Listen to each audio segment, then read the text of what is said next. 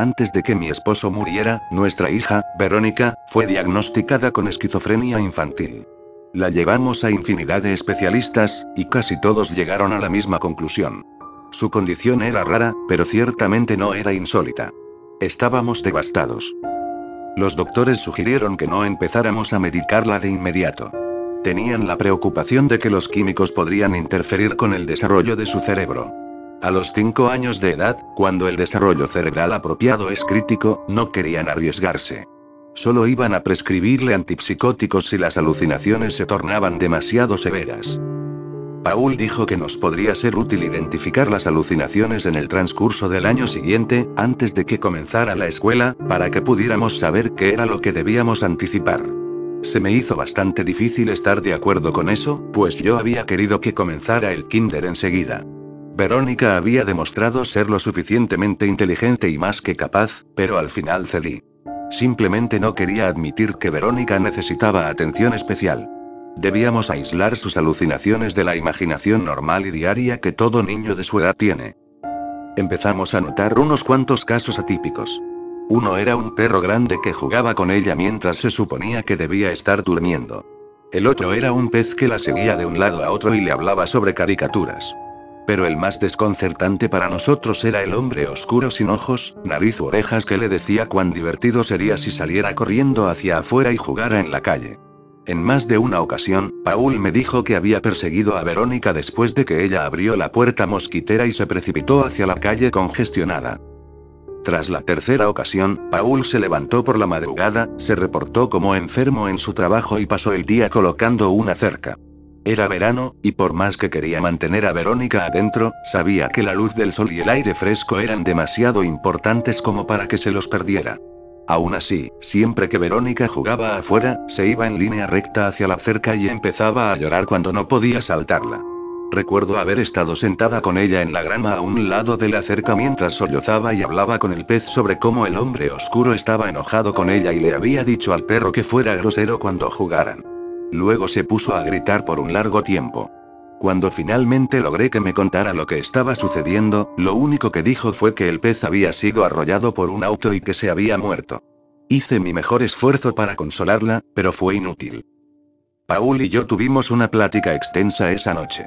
Decidimos que su condición se encontraba lo suficientemente mal como para que requiriera de la medicación que habíamos estado tratando de evitar desesperadamente. Después de un viaje al doctor, quien escuchó con atención todas las observaciones que hicimos, se concordó en que su condición era potencialmente severa y le prescribió las drogas. Se nos dijo que la observáramos muy cuidadosamente. La medicación podía provocar que las alucinaciones empeoraran antes de que mejoraran. Al tercer día con el experimento de la medicación de Verónica, sus alucinaciones se hicieron violentas. Nunca había visto a nuestra hija tan atemorizada. Durante el transcurso de 2 días horrorosos, nos había descrito cómo el pez se había convertido en un monstruo después de su muerte, y ahora hacía que el agua tuviera un sabor fétido. Cómo el perro la hería siempre que se encontraba sola. Cómo el hombre oscuro sin nariz, orejas u ojos rasguñaba su barriga con tanta fuerza, que había empezado a sangrar. En una ocasión que vi por debajo de su camisa, encontré arañazos frescos por todos lados en su barriga. Revisé sus uñas y, efectivamente, podía ver restos de sangre y piel por debajo. Paul y yo no sabíamos qué hacer. El estrés por los episodios de Verónica tensó la relación entre mi esposo y yo. Podía notar que su depresión había resurgido. Aún así, me preocupaba más por mi hija inocente que por mi marido adulto. Los doctores nos pidieron que comenzáramos a ir amainando la medicación de Verónica para ver si las cosas mejoraban en algo. No pude notar la diferencia. Verónica siempre estaba asustada y continuaba rasguñándose a sí misma cuando nosotros no estábamos cerca, usualmente después de la hora de dormir. Paul y yo empezamos a intercalar noches en las que dormíamos en la habitación de Verónica para vigilarla. Pero encontraba sangre en sus sábanas, ropa y debajo de sus uñas casi siempre que revisaba. Cada una de sus alucinaciones se había vuelto agresiva. El pez la mordía, el perro se recostaba encima de ella para que no pudiera respirar y el hombre oscuro la arañaba. Consideraba seriamente si Verónica necesitaba ser institucionalizada. Paul se disparó en la cabeza un sábado por la mañana mientras Verónica y yo estábamos en la cocina comiendo el desayuno. No me molestaré en detallar la conmoción, el sentimiento de traición y la desesperanza pura que le siguieron. Se me dejó sola para cuidar a una hija terriblemente enferma.